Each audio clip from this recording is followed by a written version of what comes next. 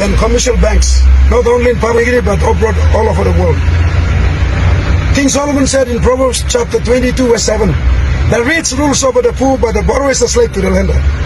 I tell you, politicians all over the world, most of the politicians are media puppets. The real power brokers are industrial tycoons and the banking elites.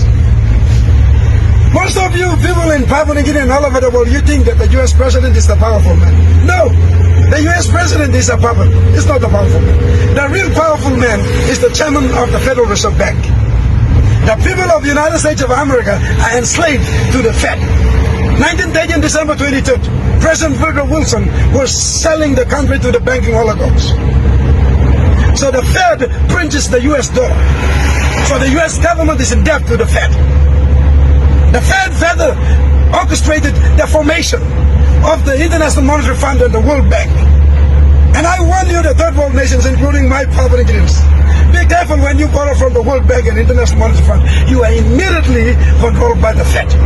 And you must know that the reserve currency for all the currencies on earth, like Malaysian ringgit, Malawi kwacha, Indian rupee, Papua New Guinea kina, Tongan punk, all these currencies were the third world nation, or the first world nation, or the second world nation, regardless of your economical status and categories, as long as you are civilized, you are controlled by the US dollar. And the US dollar is printed by Fed, and Fed is a deceptionist. It's not owned by the people of the United States. It's a private bank. It's the Wall Street banks, the big banks listed on New York Stock Exchange. They're on the Fed. And that's why governments, not only my Papua New Guinea government, but I tell you, governments all over the world, when you deal with international banking institutions, be careful. They're dangerous guys. That's why Thomas Jefferson said in 1802, I don't fear the standing army with high-powered weapons fully loaded with ammunition, but I fear the private central bank owners. The money powers will take over US, and the kids of this nation will wake up homeless in the continent that their fathers have conquered. Wow, he was telling, introducing advance, he foresaw it, he told it, and he was explicitly right. It came to pass in 1913, December 23rd, under President Wilson's regime.